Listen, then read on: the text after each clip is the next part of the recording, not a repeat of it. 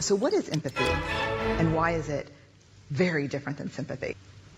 Empathy fuels connection. Sympathy drives disconnection. So there's a tiny difference between sympathy and empathy, but it can make all the difference in the health of a primary romantic relationship. This video is all about how to actually empathize and make sure that you're not accidentally sympathizing. First, I'm going to go through Brene Brown's video, and she does such a beautiful job explaining the difference between sympathy and empathy. So first, I'm going to go through that with you. Then I'm going to give you the strategy that I use with all the couples in my office. My name is Laura Silverstein. I am a certified couples therapist. I own a couples therapy practice, and I'm going to teach you the strategy that I use with all my couples and my colleagues use with their couples to help make sure that they are empathizing with each other and not inadvertently causing their partner to feel lonely and disconnected during a time when they need your support more than ever. Okay, let's get into it. When someone's kind of in a deep hole and they shout out from the bottom and they say, I'm stuck, it's dark, I'm overwhelmed. And then we look and we say, hey, climb down. I know what it's like down here, and you're not alone. Sympathy is, ooh, it's bad, no, you want a sandwich? Empathy is a choice, and it's a vulnerable choice, because in order to connect with you, I have to connect with something in myself that knows that feeling. I have to connect with a part of myself that knows that feeling. Okay, so what Brene Brown is saying here is that you don't have to have gone through exactly the same problem. You only need to connect with the emotion, the emotional resonance, because we all know what it's like to be happy, sad, scared, insecure. So we connect with the part of ourselves that resonates with that experience, even if we wouldn't feel exactly the same way if we were in that same situation. Rarely, if ever, does an empathic response begin with at least.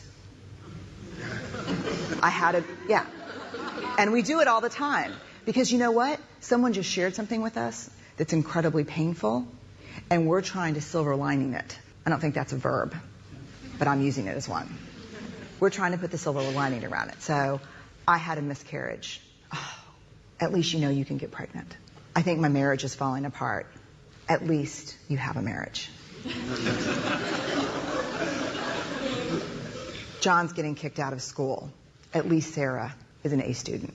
But one of the things we do sometimes in the face of very difficult conversations is we try to make things better. Guys, this is really important, because a lot of times if you're not feeling understood by your partner, or you wish your partner was better at empathizing, it's probably because they are trying to make you feel better. The intention is positive, but that intention is irrelevant if it lands as dismissive of the intensity of your listener's experience. It's very difficult. I'd rather you say, I don't even know what to say right now. I'm just so glad you told me. Because the truth is, rarely can a response make something better. What makes something better is connection. What makes something better is connection.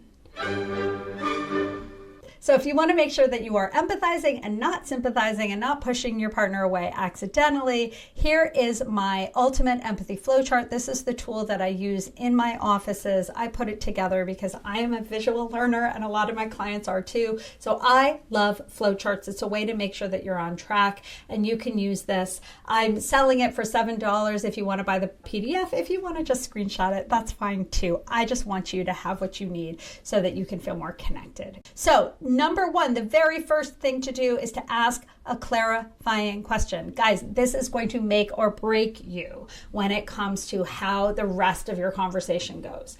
You want to find out, does your partner want empathy? Do they just want to vent?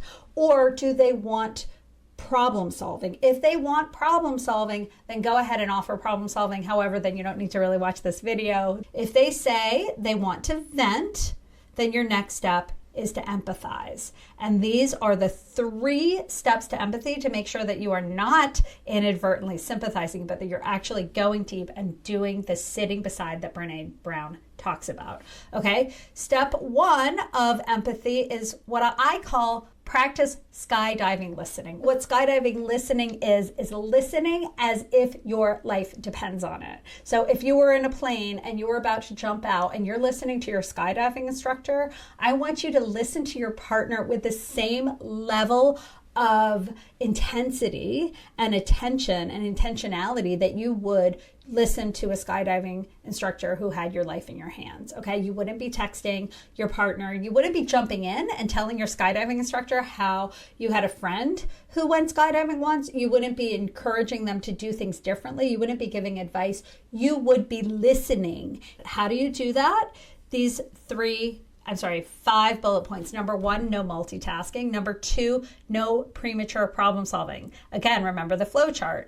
Number 3 is developing amnesia. What do I mean by developing amnesia? I want you to basically forget anything and everything that you think you know about your partner's situation. I want you to just pretend that you're dumb and listen. Listen to them describe the situation. Listen to how they perceive it, what they think, what they feel. And by the way, you can flip turns so that after you've empathized with your partner, then it's your turn to empathize and they're going to be your skydiving listener. Okay? I assure you that if you jump in and start talking about yourself, you're going to lose your partner and they're going to feel dismissed. Okay? Number 4 is don't play devil's advocate. Okay? If your partner's telling you about what their boss did and you're kind of empathizing with the boss thinking, yeah, it's reasonable for them to want you to come in on time, don't say that yet. That comes later when they're less upset. You can give them some advice and feedback, but in that moment, you are on your partner's team. You are in their corner, and so you're going to really, really make sure that you're not siding with the enemy, okay? And the very last one is not to give feedback or analyze the situation. Again, you're kind of dumb. An empathizer is a little bit dumb. You're simply putting your partner's expertise front and center. So that's only step 1 of empathy. That's the skydiving listening. The next part is the paraphrasing, okay? And with paraphrasing, all you do is repeat back what you heard. And you say things like, so what I heard you say is that you're feeling really stressed out at work because you just feel like you're giving and nobody's noticing you. And so whatever your partner said, you say it back. What we know from the research is that when people are upset, they like to feel like they're being heard. And the way that they feel heard is they hear someone else using the same language that they used. So that's why paraphrasing is the second step of empathy. Then the third step is validating. Okay, what is validating? That's expressing why it makes sense to you that they have the feelings that they have. Okay, and I put on here different examples. Communicate solidarity. You're not alone in this. Maintain eye contact. Offer physical affection. Okay, ask curious questions. So at this point in the empathy, you can be like, wow, what happened next? And oh my gosh, why do you think he said that? Or what was going on? How was that for you as you were sitting there? So curious questions, not problem solving questions, not leading questions. Okay. And that's basically, let's go back up here. So we've got practice skydiving listening, paraphrasing, validate. And then after you're done with all of those phases, then you say, do you feel understood? If they say yes, then you basically just say, okay, is there anything that I can help you with on this? Do you want to brainstorm this? Or if they say no, then you go back and you say, tell me more. What didn't I understand? What more do you want me to understand? Here's the flow chart. Down, down, down, down, down. Like I said, if they say no, you go back up and you repeat the process. If they say yes, then you offer problem solving and the cycle is complete. Okay, so that's it. That's how to actually empathize instead of sympathize. I hope you found it helpful. Take a look at the link in my bio if you are interested in any more of these empathy resources. And I'll see you in the next video.